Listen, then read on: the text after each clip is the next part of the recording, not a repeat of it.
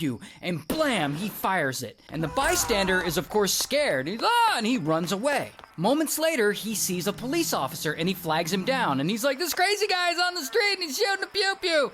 And so the officer gets in his car and he goes looking for Jermaine. And after a bit, he spots him near a bus stop. So he gets out and he approaches him, and he knows he's armed. And so he's like, you're being detained. And the officer grabs him and they get into some kind of fight and they struggle. And then, boom, Jermaine pulls out the pew-pew and blam, blam, he fires it. And one bullet flies through the air and it grazes the officer's head. The other bullet hits the officer in the chest and the officer goes down. But luckily, he survives because he's wearing a bulletproof vest. But right then, another cop pulls up in his car, and so blam, Jermaine shoots at him, and the bullet goes through the windshield and grazes the shoulder of his uniform. But luckily, it doesn't hurt him. And of course, Jermaine knows he's in trouble now, and so boom, he takes off running, and he runs to a nearby apartment complex. And there, I guess he finds a random apartment, and kapow, he forces his way in. And there are two tenants just chilling, and they're like, oh shit, who's this guy? And Jermaine points the pew-pew at them, and he says, actually, I don't know what he says. I couldn't find any information on what exactly he says, but he knows the police are after him. So he takes these two men hostage, and he barricades the front door with a bunch of furniture so that no one can get in. And pretty quickly, police figure out where he is, and they send in a SWAT team. And so now they've got the place surrounded, and it's a whole scene. And police, they go around beating on every door, telling everyone to get out, because they've got to evacuate the whole building until they can apprehend this crazy man.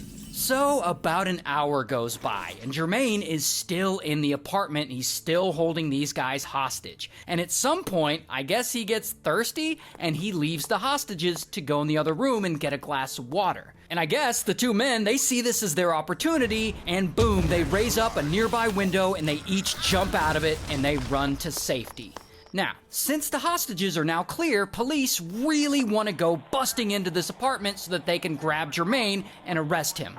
But not only is the door still barricaded, but Jermaine is in there firing shots off. So to avoid any casualties, police are holding back, thinking that they can talk him into surrendering. They got a police negotiator there and everything. But despite that, it's just not working. Jermaine is just not listening. Now, here's where shit gets really weird. At some point during this standoff, Jermaine gets a phone in the apartment and he calls several news stations in the area. I'm not sure why he's calling them specifically or what his goal is, but he calls them. And he informs them that he has a famous brother-in-law that he wants to talk to. That brother-in-law? The D-O-double-G Snoop Doggy Dogg. Apparently, Jermaine's sister is actually married to Snoop. So Jermaine wants to talk to him. I guess he thinks Snoop can help him out of this. So of course, the news stations contact the Vegas police. Vegas police hits up the Los Angeles police to help them out, since Snoop apparently lives in Los Angeles County.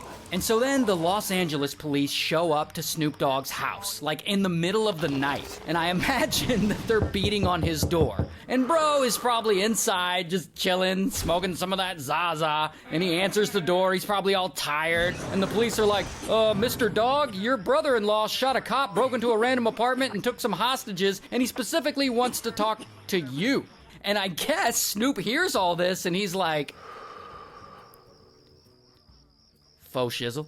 And so police put Snoop in touch with the police negotiator in Vegas. Police negotiator is like, Mr. Dogg, could you talk to Jermaine and maybe encourage him to give himself up? And so Snoop, he decides to record a message for him. Now, this is in 2002, so there aren't camera phones everywhere. So Snoop makes an audio recording, and in this recording, he tells Jermaine to cooperate and give himself up, and his exact words are, do what they say, we've got lawyers to take care of this, we'll take care of it. And then they send that tape to the police in Vegas, and somehow, I guess, the Vegas police play it so that Jermaine can hear it. But Jermaine doesn't respond. And now at this point, hours have gone by. It's 10 a.m., so this standoff has been going on for around 11 hours, and Jermaine is still in there. So finally, police are like, fuck this, we gotta go in. And so they gather the SWAT team, and boom, they bust into that apartment, and they swarm the place. But now Jermaine is hiding in the bathroom, and he's barricaded himself in there somehow. And police, they can't see him in there, but they can hear shots going off with blam, blam, blam, blam. And somehow the SWAT team finds an opening to the bathroom. Maybe through a window, I don't know. But they find an opening and they start throwing tear gas and concussion grenades in there. And okay, so I'm gonna pause the story for a second because this is where the peanut butter and jelly song comes in. And so the song, Peanut Butter and Jelly, Peanut Butter Jelly Time, that one. Peanut butter jelly time! You know it, it's a viral song. It was a meme song before meme songs were even a thing. This song is a huge hit during this time. It's been used in commercials. Peanut butter jelly time! They even made fun of it on Family Guy. Do the peanut butter jelly, peanut butter jelly. Well, right after this song dropped and started blowing up on the internet, some internet lore started to emerge because the internet is just a weird place full of misinformation and bullshit. But the lore says that the guy who sang the song, the guy who sang the vocals that you hear on the Peanut Butter and Jelly Time song, is Snoop Dogg's brother-in-law. And that he ended up going crazy one night, started shooting at police, and broke into an apartment building and took some guys hostage, and then called Snoop Dogg himself to come and help him out. And to this day, you can find this story on blogs and local news websites. And at this point, this is like internet lore canon. But here's the thing. It's not true at all. Yes, Snoop Dogg's brother-in-law Jermaine did go crazy one night and create a hostage situation and call Snoop for help. All that's true. But what's not true is Jermaine did not sing the Peanut Butter and Jelly song. He wasn't involved with the song or the group that made it. In fact, as far as I know, Jermaine isn't connected to making music like at all. I don't know how that rumor got started, but there is zero truth to it.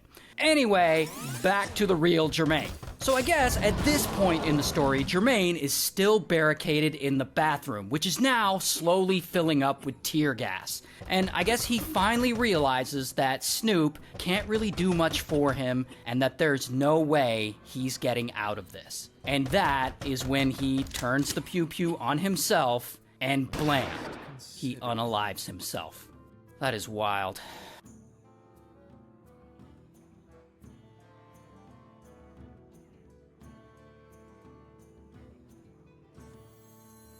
Water! Sweet, beautiful water!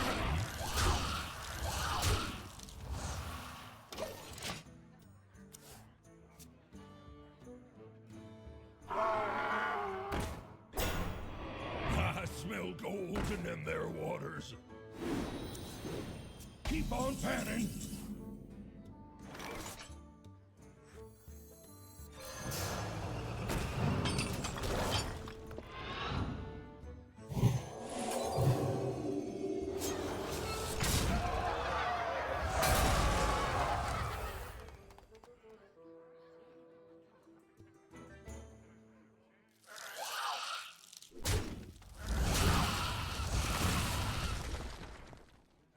Get your feet out!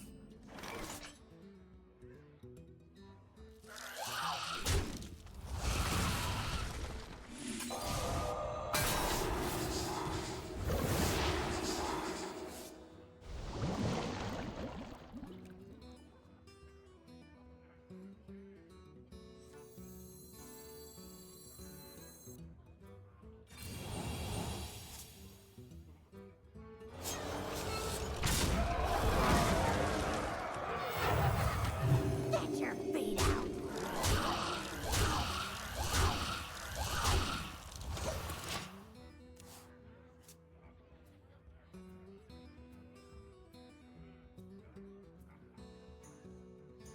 Candle mudslider!